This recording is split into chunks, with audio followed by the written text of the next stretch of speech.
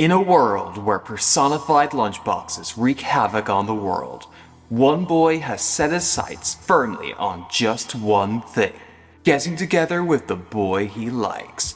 After all, he lives by the old adage of, the way through a man's heart is through his stomach. This is love. Wait, what? We're not talking about lovable lunches this week?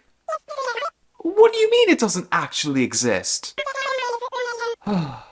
Fine. I guess I'll have to go with my backup choice then. I do low-key wish lovable lunches did exist though. Quid everyone, I'm IrishAnimeFan, and for this video, I'm going to be talking about the BL anime that took the Spring 2026 season by storm. Go for it, Nakamura. Based on the manga by Shunde, the anime was directed by Ao Umeki, who also co-wrote the script with Yasuko Aoki, and it was animated by Drive. Okoto Nakamura is just your average high school student, except for the fact that he's shy, he's gay, and has been head over heels for his classmate Aiki Hirose from the moment he laid eyes on him. Ever since that day, Nakamura dreams of getting closer to him, but every time he strikes a conversation with Hirose, it always ends in disaster. But as his confidence grows with every attempt, will Nakamura eventually get to be Hirose's friend, or perhaps become more than just friends? The first thing that grabbed my attention with this anime was its presentation. Not so much with its animation, although there were some pretty good cuts and storyboarding scattered throughout, but more to do with its overall aesthetic. For as much as I love BL anime for its ability to tell stories that are seldom told in the medium, art direction has honestly never been its strongest suit. With the genre's tendency to reuse the same stock body types, sharp outlines, and almost identical color palettes, a lot of BL anime just kind of blend together for me, with a few exceptions of course. I shouldn't be too surprised by that, I suppose, considering that half of the genre's anime output was produced by Studio Dean, and while I do commend them for their services of spreading the good word, the lack of visual evolution in the genre, especially when compared to the diversity seen in girls' love anime, comes across as a bit dated now. So when I was introduced to Nakamura's distinctive art style, I was floored. Everything about its visuals, from the thick, chunky line art, the strong, bold color choices reminiscent of graphic novels, and character designs lifted straight out of a Rumiko Takahashi manga, it all just popped. As denoted by the Takahashi comparisons, the anime has a delightfully retro feel to it, both visually and textually, harkening back to the era of classic anime rom-coms of the 80s and 90s, such as Ranma 1/2 and Kimagure Orange Road. This is also reinforced by each episode having its own unique ED, predominantly set to a variety of Japanese city pop music from that time period. But it also had that flair and sheen which kept it in line with other modern anime productions, and they were blended beautifully together here. Ironically, it's the series' fusion of retro and modern sensibilities that makes Nakamura's art style feel so fresh. And seeing those elements come together is what made me the most excited I've been about a BL anime production for quite some time. But did it live up to those expectations? Well, let's find out.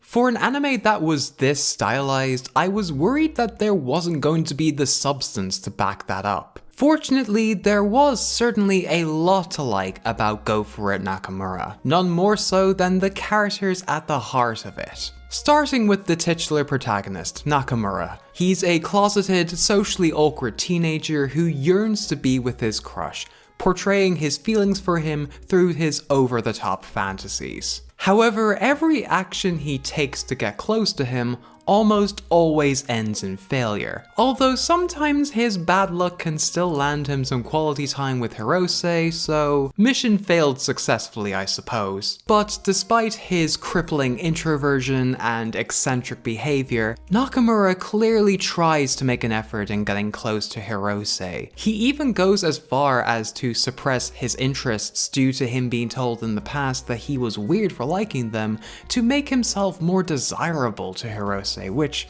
to me was painfully relatable. Speaking of Hirose, while Nakamura fell in love at first sight, we learn over time that he's more than just a pretty face. He is popular and liked amongst his classmates because he's just a nice and kind person who makes time for everyone, including Nakamura. He was intimidated by Nakamura's gloomy personality at first, but once he got over that and spent some quality time with him, he genuinely liked hanging out with him. He even encourages Nakamura to not care about what other people think in regards to his interests. Initially, I thought him being a normie would pale in comparison to whatever kind of neurospicy Nakamura was supposed to be, but he actually became his own character whose charming and optimistic attitude to everything served as a nice contrast to Nakamura's delusions. Aside from that, what also made Nakamura and Hirose's dynamic so great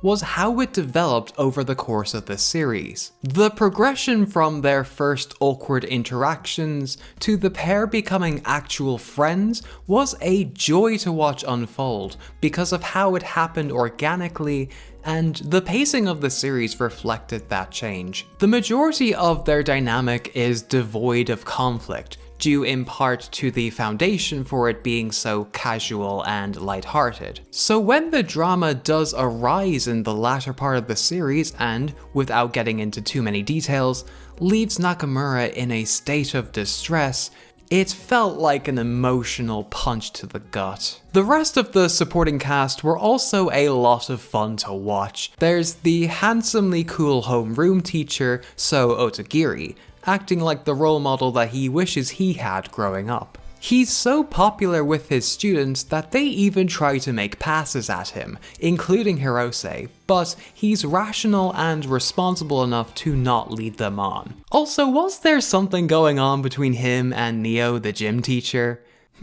I wonder. There's also Hifumi Kawamura, whose exceptional art skills and drawings of Hirose catches Nakamura's eye, and she develops a bit of a crush for him after he claimed he was a fan of her. I thought Hifumi was just adorable, such a sweet and kind girl whose little connection with Nakamura, while a bit transactional, was really lovely to see. I can't believe I'm actually about to say this, but I kind of hoped the initial love triangle between her, Nakamura, and Hirose was explored further. However, I would also be content with them just being good friends, seeing how they had similar interests. The other minor characters were also really entertaining. Whether it's Reiko Aokiyama, the president of the occult club, beefing with Arando Tamara, the president of the film club, or Kosei Matsumura, Hirose's freakily obsessive friend from middle school who becomes Nakamura's love rival, they were all so great to watch. I only wish we got to see more of them and have the class blossom into a proper ensemble. Apart from that, I think the only other issue I had with the series is that sometimes the comedy wasn't the funniest thing I've seen, and it could get a little tiring at points. But the series having such good vibes all the way through sort of cancels that out. Speaking of being cancelled... Look, I just wanted to talk about gay anime boys this week, but the situation surrounding this series is kind of unavoidable, so while I may be late on this subject, I might as well give my 2 cents on it. So you may be aware that Shunde, the mangaka behind Nakamura-kun, was subject to controversy while the anime was airing. The controversy in question was over a sketch they drew depicting Hirose and Otagiri in a more romantic student-teacher relationship, which was alluded to in the manga, but it never really went anywhere. This led to some people looking into their past BL works, which also featured adult minor relationships, and it prompted even further backlash towards them. The situation got so bad for them that they ended up deleting their Twitter account and in their final message wondered whether they should be a manga creator at all. Now, I should say that I do understand where some of the criticism stems from. I too am not particularly fond of certain aspects of BL, which include student-teacher relationships. That being said, does that mean I believe Shunde deserves to be harassed over this, and that I condone the behavior of the people who are responsible for that behavior? No, of course not! I'm not one who actively searches for that kind of material in the first place, but if it does unexpectedly crop up in a BL anime, or just any anime for that matter, my first thought wouldn't and shouldn't be, I'm going to harass the creator on social media because they included something in their works that I didn't like, because that approach doesn't lead to anything. And I realize that could also apply to a number of other series whose creators have recently been hounded by their quote-unquote fans.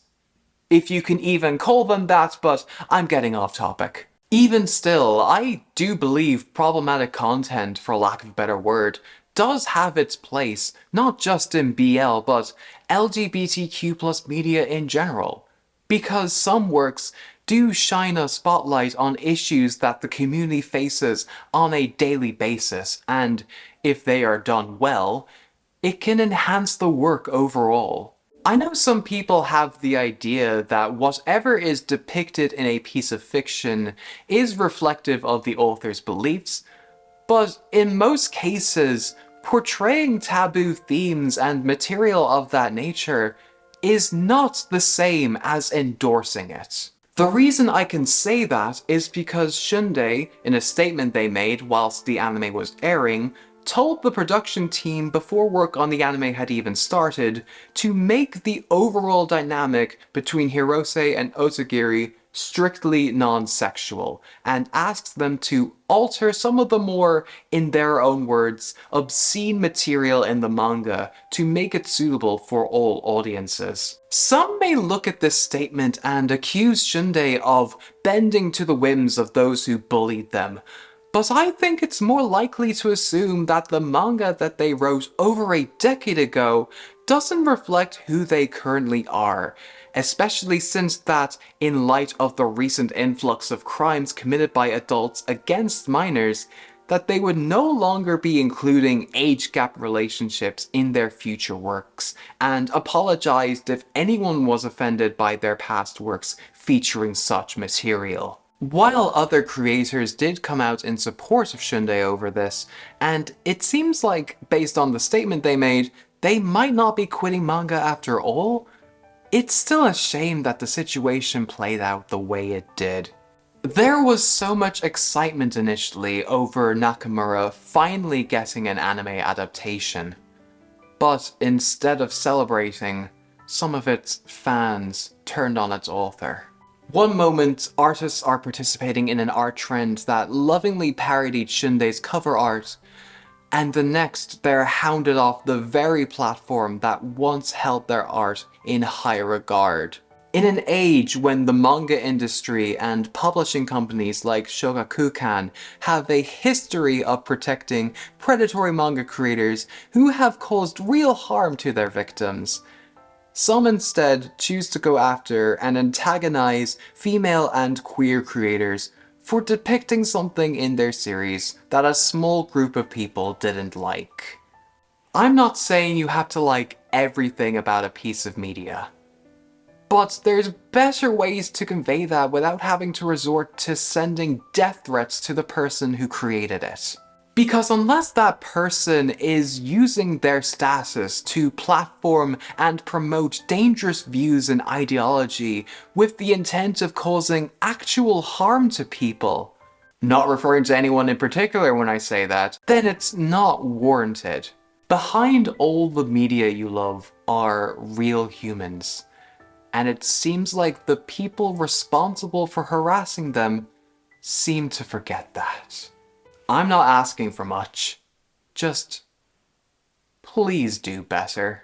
Okay, I think it's about time we wrap this up because none of the negative attention this series has received should detract from how great it is. With its sweet and endearing love story, very likable cast of characters, and a well-executed modern retro aesthetic, Go For It Nakamura is right up there with some of the best that the BL genre has to offer. I would absolutely recommend it both as a starter anime for those who have never seen a BL, or show those who are skeptical of the genre what its creators are capable of producing. In the series, Nakamura looks to Lovable Lunches as a kind of bible for him to help with his love life. And while that may have only gotten him so far, if I had something like Go For It Nakamura-kun as something like that when I was in school, then I think I would have been just fine. What I'm trying to say is that Nakamura is Yaoi Jesus and he died for all of our sins! Anyway, that does it for me. I hope you all enjoyed it. If you did, like the video, share it around because that really helps me out, and make sure you subscribe to be notified of whenever I upload a new video. I've been IrishAnimeFan, and until next time, Slán.